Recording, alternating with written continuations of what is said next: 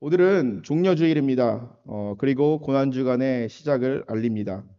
예수님께서 예루살렘에 입성하셨을 때 많은 사람들은 종려나무 가지를 흔들면서 예수님의 예루살렘 입성을 환영했습니다. 그런데 예수님께서 예루살렘 성에 들어가신 그 이유는요. 성경의 말대로 구약의 예언대로 이곳에 들어가신 이유는 죽기 위해서였습니다. 지난번에 그 와이코프에 있는 한 농장, 한 팜에 가족들이랑 같이 간 적이 있습니다. 그런데 거기 오니까 나귀가 한 마리 있더라고요. 그 나귀를 바라보면서 이제 종려주의 생각을 하고 있었는데 저희 집사람이 이렇게 말하더라고요. 예수님께서 저 나귀를 타고 예루살렘 성에 입성하셨을 때 많은 사람들이 비웃지 않았을까? 그렇습니다. 이스라엘 감점에서 봤을 때는요, 이 나귀를 타고 왕이 행차한다라는 것은요, 가장 거룩하고 겸손한 행동입니다. 그런데 당시에는요, 이스라엘 사람들만 있던 것이 아닙니다. 로마 사람들도 있었겠죠. 예수님을 바라보면서 비웃었을 것입니다. 왕이 될 사람이라면 분명히 커다랗고 멋진 말을 타고 등장을 해야 하는데, 나귀를 타고 등장하는 그 예수님 모습을 바라보면서 비웃는 자들도 있었을 것이고, 또 어떠한 자들은요, 호산나 호산나 우리의 왕이시여 우리를 구원하소서, 우리를 평안하게 하소서, 평화를 주소서라고 말하는 사람들도 있을 것입니다. 그런데 그들이 말하는 평화는요, 예수님이 말하는 평화와 너무나도 달랐던 것이죠. 그렇기 때문에 예수님께서는요, 예루살렘 성에 입성하신 후에 우셨어요. 성경에 보게 되면 우셨습니다. 왜 우셨습니까? 그들은 평화를 원하고 예수님이 그들의 왕이 되기 원하고 그들의 통치자가 되기를 원했습니다. 강력한 힘으로 당시에 있던 로마 제국을 물리치기를 바랬습니다. 그런데 예수님께서 그들에게 원했던 것, 예루살렘에 온 이유는 그들이 원하는 세상적인 정치적인 그 평화가 아니라 예수님께서 그곳에 가신 이유는 우리의 영원한 평화, 절대적인 평화, 그리고 하나님과 우리 사이에 있는 막힌담을 헐기 위해서 예루살렘으로 향하셨던 거죠. 그런데 아무도 몰랐죠. 예수님의 그 예루살렘 입성에 대해서. 사랑하는 성도 여러분, 우리가 고난주간을 보내면서 우리가 종려주의를 보내면서 우리가 이번 종려주의를 보낼 때는 예수님의 마음을 헤아리며 그래 또한 예수님의 심정으로 한 주간 살아가시기를 주님의 이름으로 간절히 축원합니다. 오늘은 여러분들과 함께 말씀을 나눌 텐데 십자가에서 죽으심이라 라는 제목으로 여러분들과 함께 말씀을 나누도록 하겠습니다. 1943년에 있었던 일입니다. 1월 22일에 있었던 일입니다. 세계 2차 대전이 한창일 때 이제 미국도 이제 세계 2차 대전에 이제 합류하게 되면서 유럽으로 이제 병력을 수송하기 위해서 이 도체스토라는 이 수송함이요 뉴욕항을 출발했습니다. 거기 이 배에 탄 병력은요 904명 정도가 되었다고 합니다.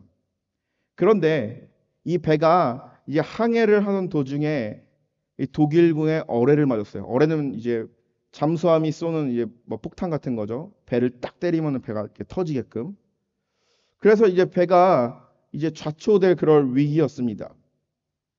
우리가 영화 타이타닉을 생각하면 될 것 같아요. 마치 타이타닉이 이 빙하에 부딪혔을 때 이 배가 두동강이 나는 것처럼 당시 그런 상황이었습니다. 배 안에 있는 배는요 굉장히 아수라장이었어요. 그리고 배 안에 있는 병사들은요 서로를 붙잡고 울고 있었습니다. 여러분 한번 상상해 보세요. 추운 겨울날 바다 한가운데 배가 가라앉고 있다는 거. 그런데 그 배에는요 군종장교, 이 채플린, 예, 채플린이 있었어요. 군종장교는 뭐냐면은 이제 군대에서 목사님은 장교 계급장을 달고 목회를 하고 그리고 또 신부님은요 또 장교 계급장을 달고 또 사목 활동을 하고 또 이제 한국에 가면은 이제 불교에서는 법사님이라고 하는데 법사 군종장교도 있고 미국에서는 뭐 불교는 없지만 뭐 이슬람교 뭐 유대교 군종장교들이 있습니다. 즉 전쟁에 나가는 군인들이요 전쟁에서 어떻게 보면은 영혼의 안식을 얻기 위해서 그들을 위해서 그들의 영혼을 관리해주고 이끌어주는 장교이죠. 그 배에는요 4명의 군종장교가 있었습니다. 이들은요 배 안에 있는 병들에게 침착하게 라이프 자켓 구명조끼를 나눠주고 있었습니다. 그런데요, 그 배 안에는요, 이 라이프 자켓이 충분하지 않았어요. 나눠주고 보니 더 이상 나눠줄 것이 없게 되었습니다. 그런데 그때 당시에 이 군종 목사였던 클라크 폴링이라는 중위가 한 병사에게 이렇게 물었다고 합니다. Do you believe in Jesus? 당신은 예수님을 믿습니까? 그가 대답합니다. No, I don't believe Jesus. Yeah. 그러자 그 군종 목사 클래크 폴링 중위는요 이렇게 말했다고 합니다. 나는 예수 그리스도를 믿습니다. 그래서 죽어도 괜찮습니다. 왜냐? 천국 가기 때문입니다. 당신은 내가 입고 있는 이 구명조끼를 입고 꼭 사셔서 죽기 전에 예수를 믿으시기를 바랍니다. 그리고 우리 꼭 천국에서 만납시다. 라고 이야기했습니다. 그 모습을 본 이 네 명의 군종 장교는요, 이 클라크 폴링 중위와 똑같이 자신의 라이프 자켓, 이 구명조끼를 벗고 구명조끼가 없는 병사들에게 이 조끼를 나눠줬다라고 합니다. 배 안에 차가운 바닷물이 차오르기 시작했습니다. 그리고 배 갑판 위에서 이 네 명의 군종 장교들은요, 서로 팔짱을 끼고 이런 찬양을 불렀다고 합니다. 내 주를 가까이 하게 함은 이 찬양을 부르면서 바닷속 깊은 곳에서 전사하였습니다. 당시에 이 크레딧 클락이라는 상병이요. 군인이 4명의 군종 장교의 모습을 이렇게 진술했습니다. 그들은 최선을 다하였고 내가 본 마지막 모습은 그들이 기도하는 모습이었다.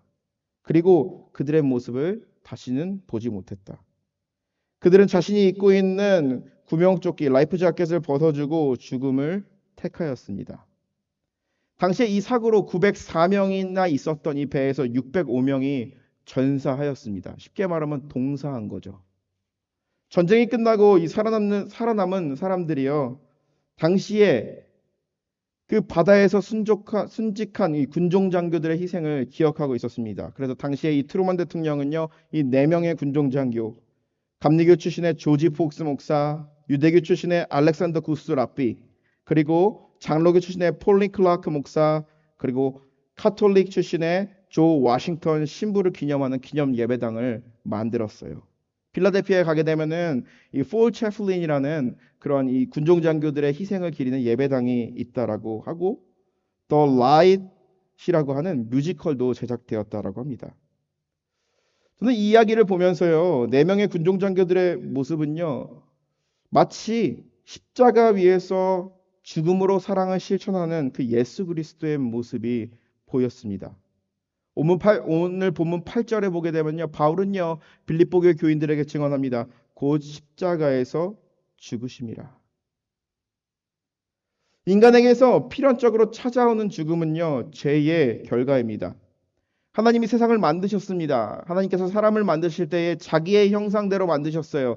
그리고 하나님이 자신의 생기를 불어넣어 주셨어요.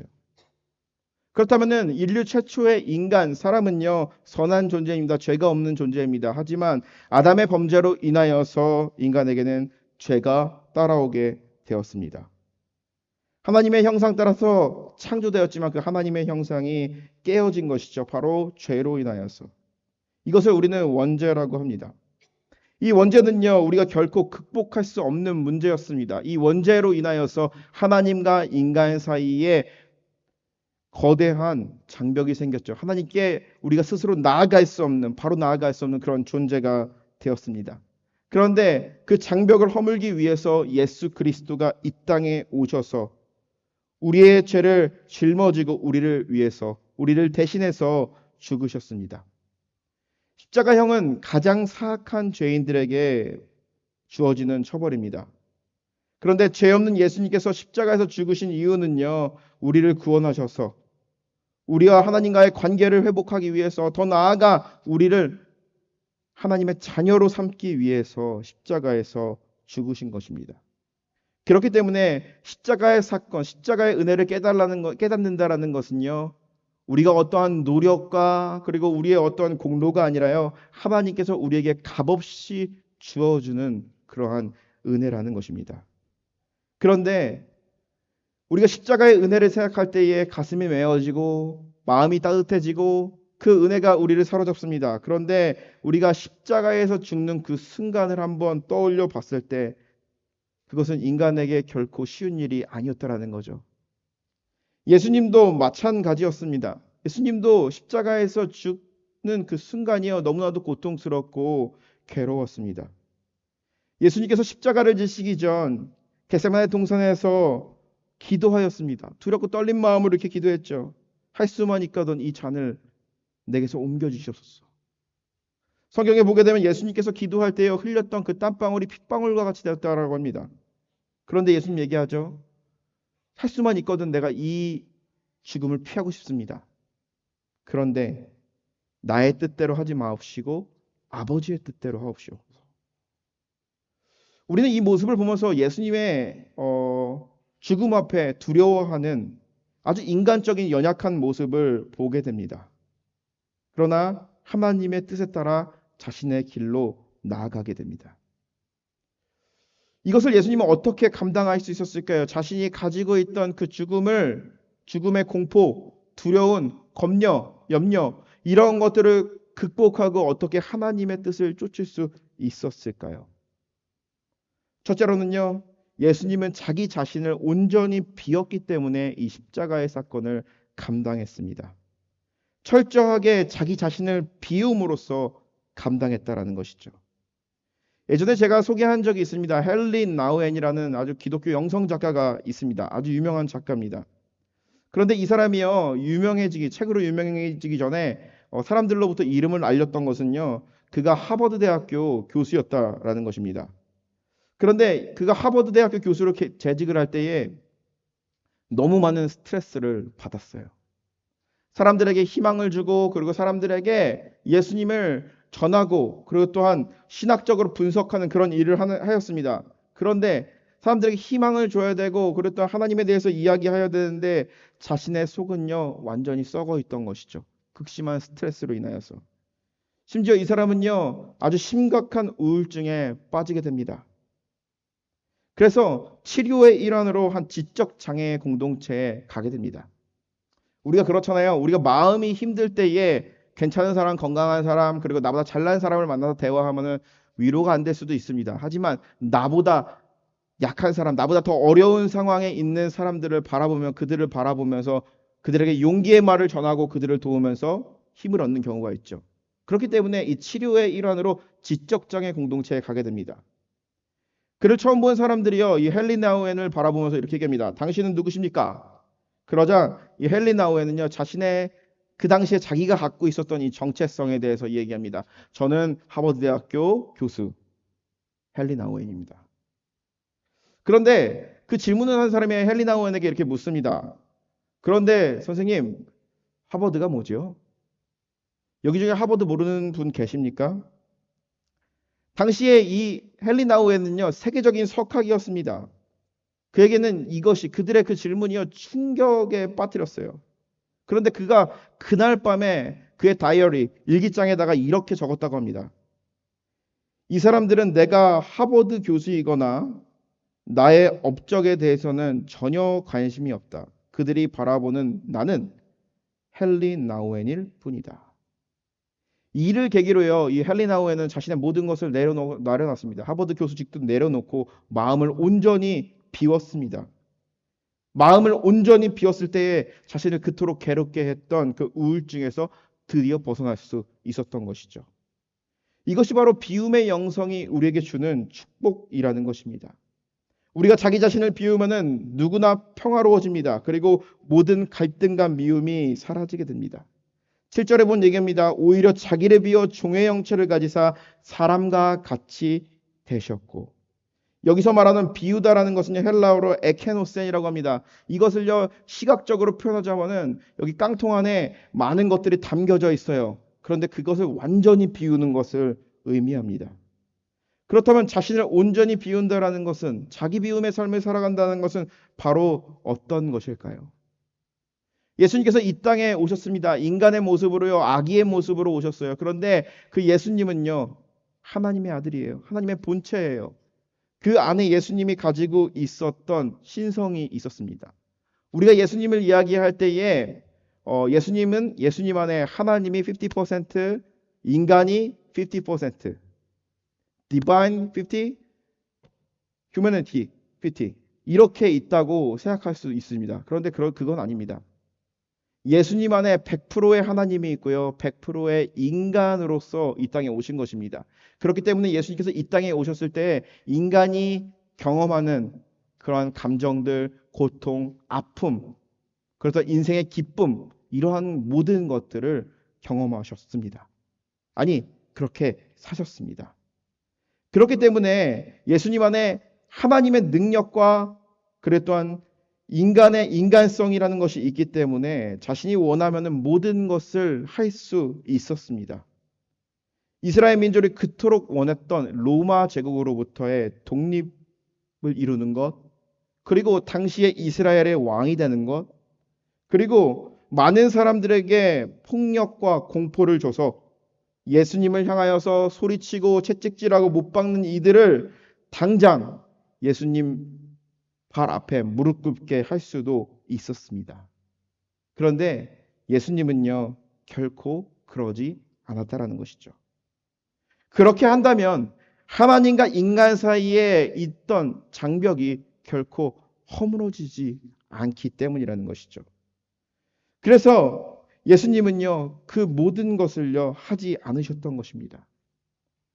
하면 좋고, 해도 되고, 그리고 또한 할 수 있는 것을 하지 않았던 것이죠. 우리가 성경을 보게 되면요, 예수님이요, 십자가를 지러 가시는 이 33년간의 이 세월을 돌아봤을 때, 이 마귀는요, 항상 예수님을 유혹합니다. 그것은 바로 무엇입니까?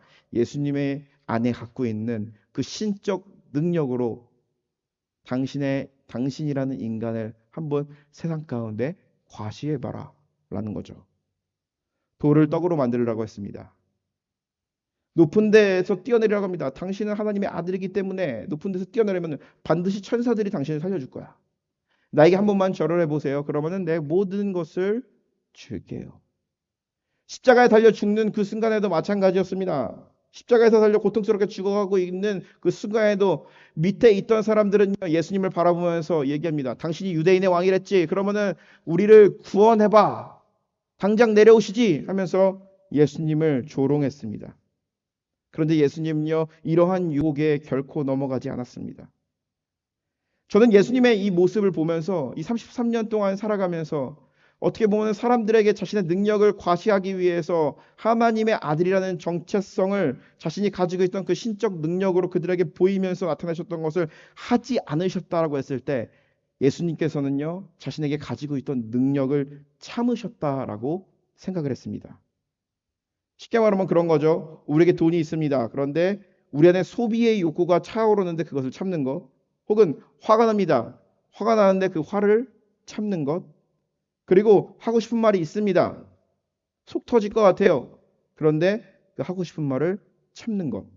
예수님도요, 그러지 않았을까? 참았다라고 이해를 했습니다. 그런데 예수님은 참으신 것이 아닙니다. 비우셨다라는 거죠. 우리가 어떠한 것을 계속 참고 하다 보면 병이 나게 되죠. 그리고 그것을 다시는 사랑할 수 없게 됩니다. 그런데 예수님께서는요, 자신의 마음을 온전히 비우셨던 거죠. 예수님은 자신을 시험하는 자들에 대한 분노, 그리고 또한 예수님을 조롱하는 자들에 대한 분노, 예수님을 떠난 자들에 대한 그 섭섭함을 비우셨어요. 그리고 하나님의 아들, 그랬던 자신이 가지고 있던 이 신적인 초월적인 능력마저도 잠깐 비우셨습니다.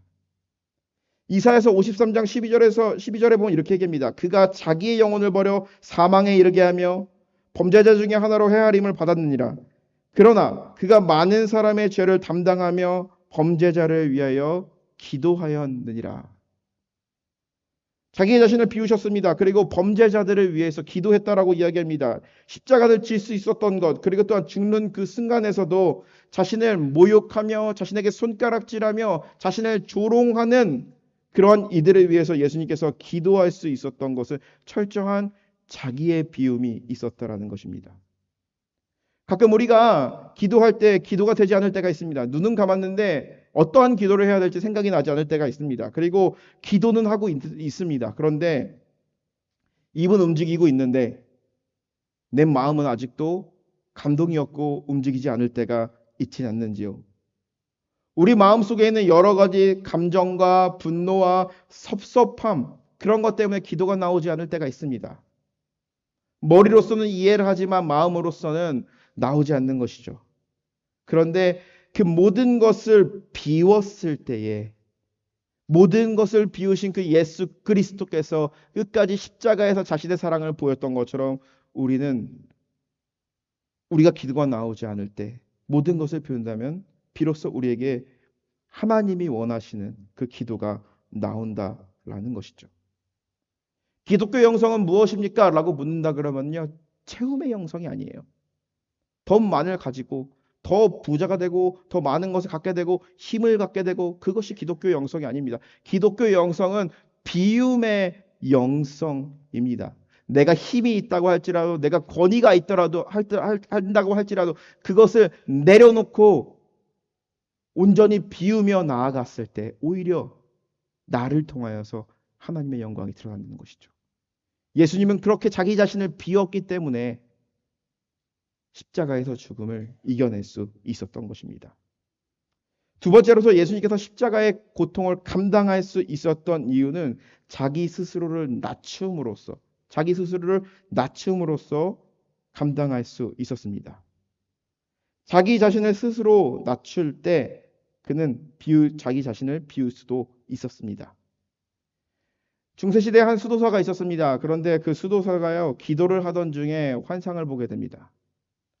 환상을 보게 됐는데 천국이 보입니다. 그런데 천국에 보좌가 있어요. 그런데 그 보좌가 아주 강하게 빛이 나는 거예요. 그런데 그 자리는 비어 있었어요. 그래서 이 수도사는요, 그 천사에게 이렇게 묻습니다. 천사님, 저 자리는 누구의 자리입니까? 라고 묻습니다. 그래서 천사가 이렇게 대답을 하는 거죠. 저 자리는 원래 저기 앉아있던 천사가 한 명 있었는데 그 사람이 타락해서 저 자리에서 쫓겨났다라고 얘기합니다. 그러면서 수도사는 묻습니다. 그렇다면은 저 자리는 비어 있는데 저 자리는 과연 누가 갈 수 있습니까? 라고 질문했다라고 합니다.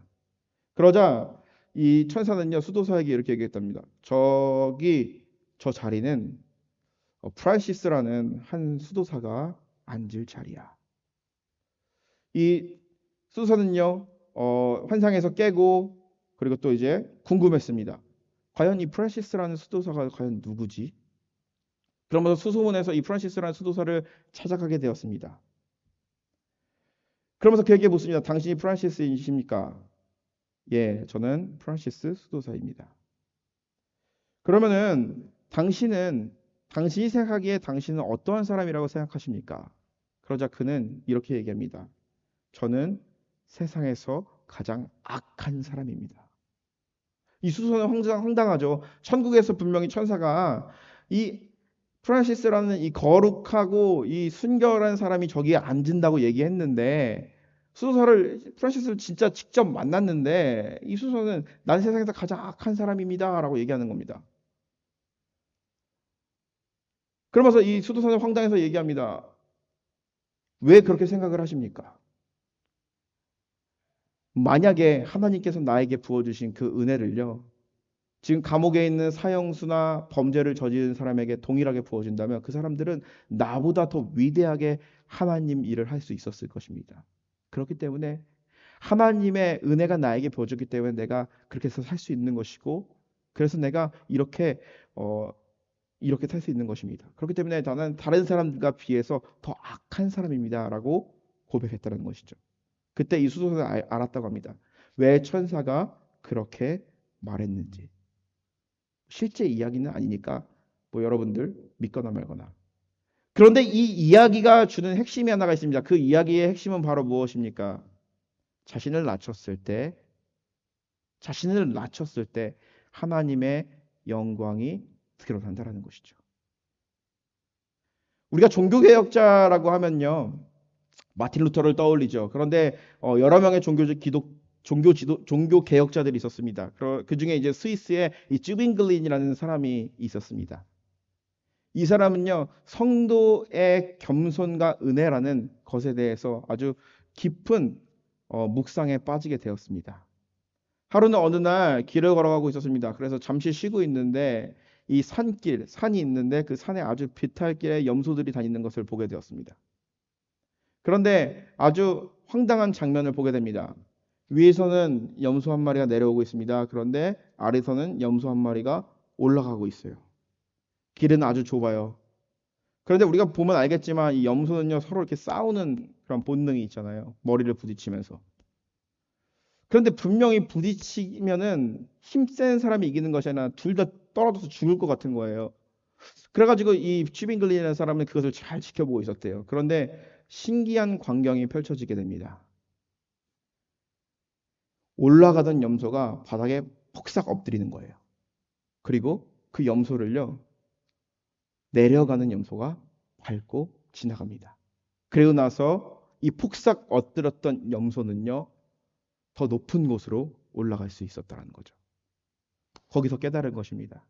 성도의 겸손은 이런 거구나. 예수 그리스도께서 우리에게 보여줬던 그 겸손이라는 건, 낮아진다라는 것은 바로 무엇이냐? 낮아진다라는 것은 나에게 있어서 비참한 걸 수도 있겠지만, 사람들이 나를 보면 조롱할 수도 있을 것입니다. 우리는 자기 비하라고 하죠. 그렇게 할 수 있겠지만, 그렇게 됐을 때 더욱더 높아진다라는 것을 깨닫게 되었다라는 것입니다. 우리가 높은 산에 올라갑니다. 그냥 우리 주변의 높은 산 말고요. 저기 이제 히말라야 산맥, 에베레스트 산을 가게 되면요. 높은 곳에 올라갈수록 어떻게 됩니까? 공기가 희박해집니다. 생명이 많이 자라지 않습니다. 큰 나무들이 없어요. 맨 꼭대기에 올라갔을 때는요. 얼음만 있어요. 높은 곳에 올라가면 올라갈수록 생명이 없던 것이죠. 사람들은요, 인간의 수치로 가장 높은 것이 좋다라고 이야기합니다. 우리가 자동차를 살 때도 가장 높은 트림이 있고 가장 낮은 트림이 있잖아요. 사람들의 마음은 가장 높은 트림을 사고 싶은 그런 욕구가 있죠. 돈을 버는 사람, 경제학자들도 마찬가지죠. 경제적인 지표를 봤을 때 가장 높은 지표를 선호하는 것이 바로 인간입니다. 그런데 중요한 것은 바로 무엇이냐면 이 높은 것만이 항상 좋은 것만은 아니라는 것이죠. 사람의 몸의 온도가 36.5도가 넘어가게 되면 어떻게 됩니까? 40도가 되고 45도가 되고 하면은 사람은 살 수 없게 된다라는 것이죠. 높은 곳에 올라가면 올라갈수록 자신의 이름을 낼 수 있다라고 바벨탑을 쌓던 사람들은 생각을 했습니다. 그런데 그것은 정답이 아니었죠. 밑으로 내려가면 내려갈수록 더 많은 산소들이 있었고, 그리고 또한 생명을 보장받을 수 있었다라는 것이죠. 즉 우리 자신을 비우고 우리를 낮췄을 때에 마치 우리가 산에 올라가는 것, 높은 산에 앞서 얘기했던 그 얘기처럼 우리가 낮아졌을 때 예수 그리스도의 영광이 드러나고 예수 그리스도께서는 우리를 높이신다라는 것입니다. 우리가 주님을 향해서 나아가시는 저와 여러분들이 되시기를 주님의 이름으로 간절히 축원합니다. 하나님 앞에 마치 이 염소처럼 낮아지시기 바랍니다. 예수님처럼 낮아지시기 바랍니다. 그리고 사람 앞에도 낮아지시기 바랍니다. 내가 가지고 있는 여러 가지 권리들, 그리고 또한 권위들이 있을 것입니다. 그런데 그것을 우리가 있다고 할지라도 그것을 포기하며 나아갑시다. 저 멀리 천국을 향하여서 나아가며, 그리고 또한 지금 우리에게 임한 그 하나님 나라를 소유하시는 저와 여러분들이 되시기 바랍니다. 예수님께서 십자가에서 그 무서운 고통을 이기셨던 것, 그리고 또한 인류를 구원할 수 있었던 것은요, 높아지셨기 때문이 아닙니다. 낮아지셨다라는 거죠. 철저하게 가장 낮아지셨을 때 하나님이 일하신다라는 것. 우리의 삶도 마찬가지라는 것을 기억하시는 저와 여러분들이 되시기 바랍니다. 세 번째로는요, 예수님께서 이 십자가의 사건을 감당할 수 있었던 이유는요, 철저한 복종으로 감당하셨죠. obedience, 복종으로 감당하신 거죠.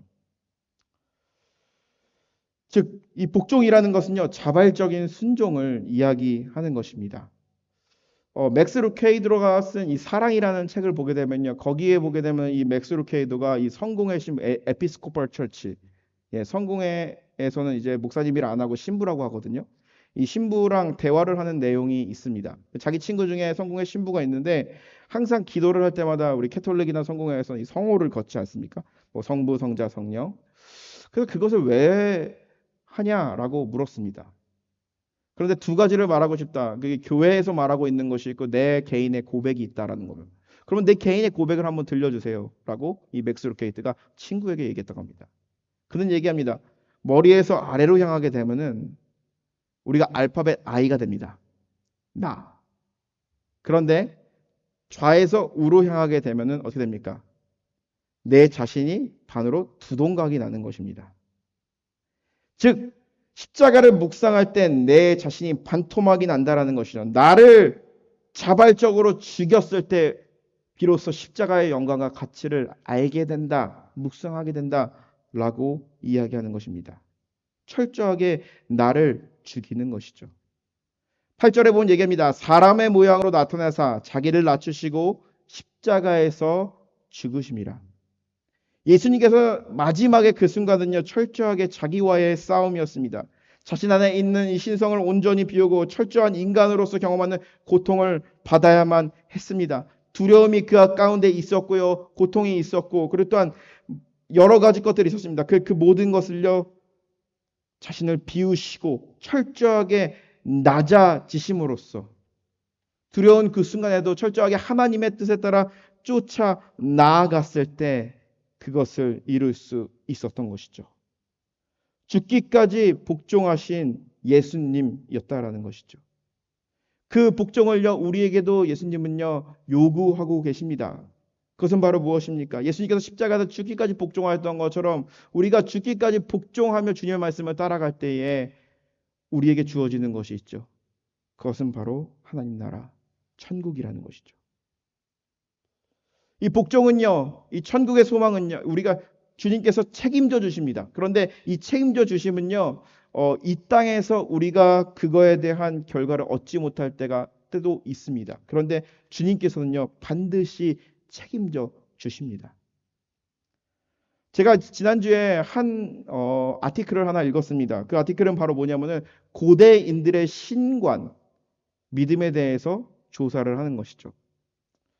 거기서 이제 유대교와 기독교의 독특성에 대해서 이야기합니다. 고대인들의 신관, 특별히 이제 로마인들 그리고 또 이제 바벨로니아인들에 대해서 이야기하는 거죠. 그들에게 있어서의 신과 인간과의 관계는요, 기브 앤 테이크 관계예요. 왜냐? 내가 신에게 이렇게 헌금을 하고 그리고 예배를 하고 어떻게 했을 때 신은 반드시 나에게 피드백을 줘야 된다. 반드시 나를 축복해야 된다. 피드백을 받지 못했을 때에 인간이 신에 대해서 저항할 수 있는 것이 바로 고대인들의 신관이었어요. 그렇기 때문에 우리가 좀 그 사람들은 왜 그런 생각을 가지고 있을까라고 생각을 할 수가 있습니다. 그 이유는 바로 무엇이냐면 이 로마 시대 그리고 또한 이 바벨로니아 시대에 살던 사람들은요, 당시에 내세관, 죽어서 어떻게 되는지, 천국에 가는지 지옥에 가는지에 대해서 관심이 없었습니다. 관심이 있는 사람들, 그리고 천국에 가는 사람들이라고 믿었던 사람들은 그들이 생각하기에는 상당히 엘리트들, 공부 많이 하는 사람들, 그 사람들만 천국에 가는 거다. 왜 그렇게 생각하냐면은 당시의 수명이 27살밖에 안 됐어요. 27년 살면은 죽어야 되는 거예요. 그렇기 때문에 27년 이 짧은 인생 살아야 되니까 원하는 거 다 하고 즐겁게 살고 그리고 즐겁게 먹고 하는 게 그들에게 있어서는요, 전부였던 것입니다. 그렇기 때문에 자기가 원할 때 필요할 때 신들에게 요구하는 것입니다. 이거를 주십시오. 그리고 섬기는 것입니다. 쉽게 말하면 그런 거죠. 우리가 로마 시대 때 로마 황제가요, 신으로 모셔졌다 그랬잖아요. 신. 로마 황제에게 잘합니다. 세금 잘 내고요. 그리고 로마 황제를 신으로 받들어요. 그러면요, 그 받들고 세금 잘 내는 사람들에게는요, 로마 황제가 신으로서 그들의 안전을 지켜주고요, 그 세금으로요, 그들에게 복지 혜택을 주고요, 로마 시민권의 권위를 가지게 한다라는 거죠. 그렇기 때문에 그들은요, 로마 황제를 신으로 모실 수밖에 없었던 것이죠.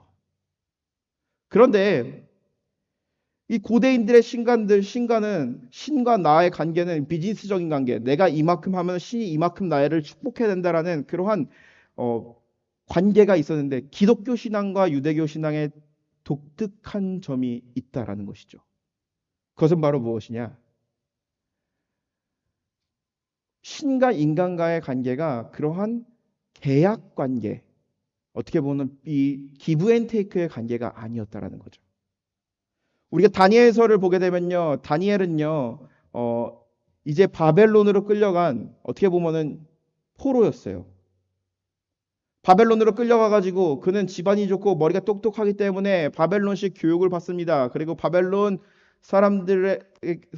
살아가면서 높은 지위에 올라갈 수도 있었습니다. 그런데 그가 거부하는 것이 있었습니다. 그것은 하나님을 향해서 기도하는 그 시간과 그리고 또한 바벨론 왕이 주는 제사에 드려진 음식은 결코 먹지 않겠다라는 것입니다. 그리고 바벨론 신에게는 자신은 결코 절할 수 없다라는 것입니다. 결국에는 이 다니엘과 그리고 또한 믿음이 좋았던 그 세 친구들이 가게 된 곳은 어디였습니까? 아주 높은 궁전이 아니었어요. 풀무불. 풀무불에 가서 죽어야 되는 그런 상황이었습니다. 그들이 열심히 하나님을 섬기며 고향을 향해서 고향의 성전을 바라보면서 기도하며 믿음을 지키며 율법을 지키며 최선을 다해서 살았어요. 그런데 그들에게 주어진 것은요, 죽음이었던 것이죠. 그런데 거기서 위대한 말이 나옵니다. 그리 아니하실지라도.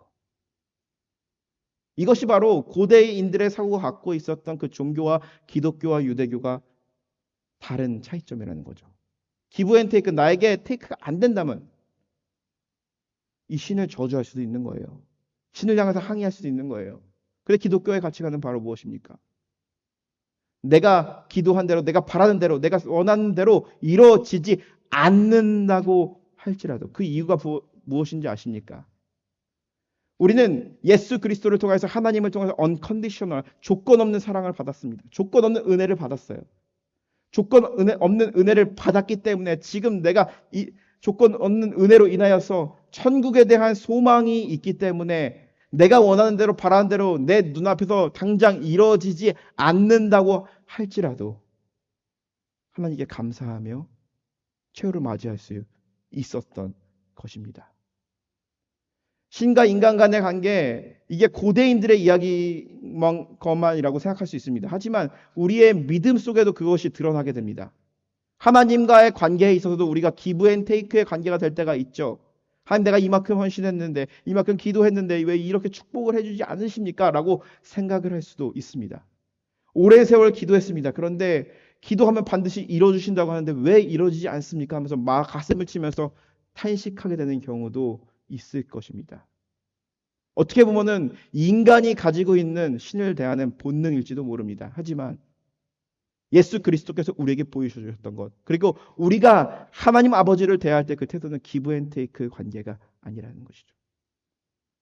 무한한 사랑과 은혜로 나를 사랑하셨다면 나도 그 무한한 사랑과 그 은혜로 나에게 맡겨진 자들을 사랑하며 나에게 맡겨진 길을 걸어가며 끝까지 주님의 뜻을 향하여서 나아간다는 것이죠.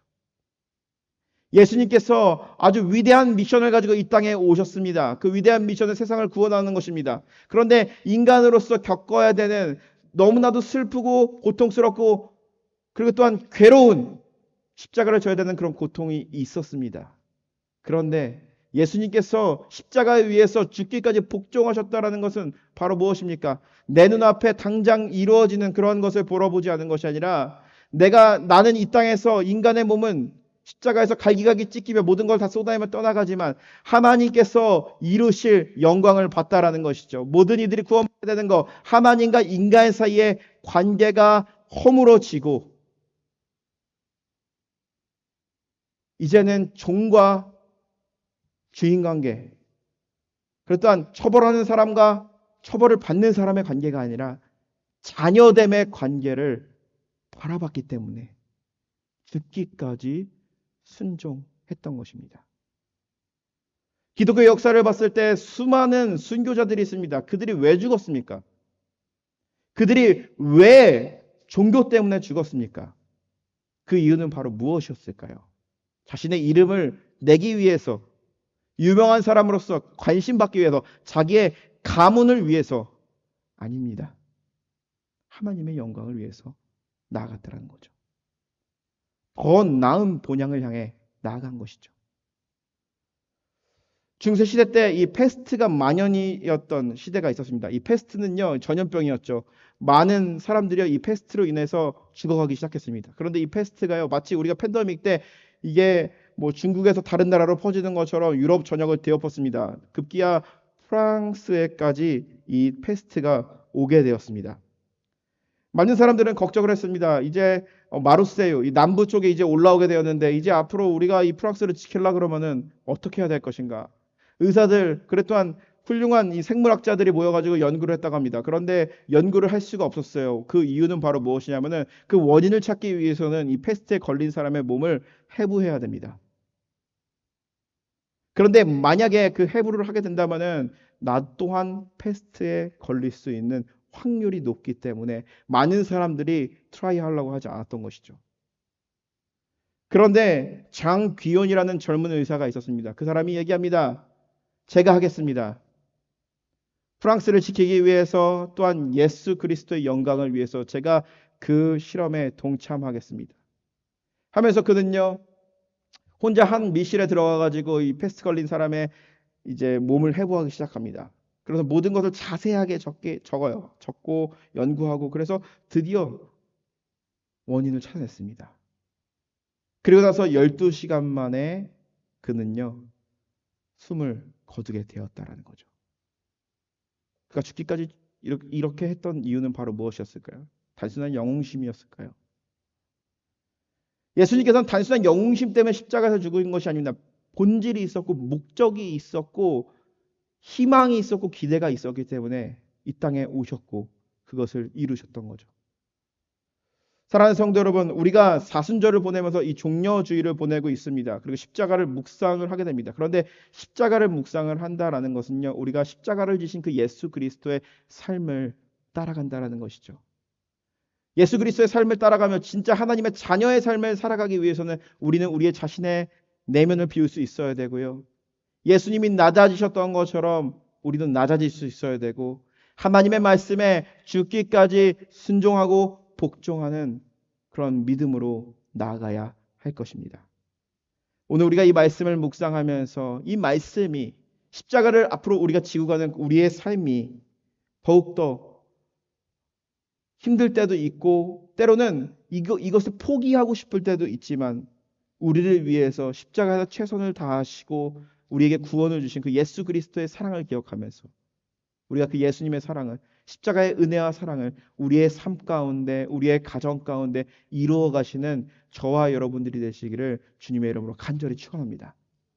우리가 이 종려주의를 보내면서 아까 서두에 말씀드렸던 것처럼 예루살렘 입성을 바라보면서 비우는 일도 있었고 그것을 기뻐하는 일도 있었고 많은 사람들 다양한 생각을 가지고 있는 사람들이 있었지만 예수님이 예루살렘에 들어온 목적에 대해서 예수님의 마음을 공감할 수 있는 사람들이 한 명도 없었습니다.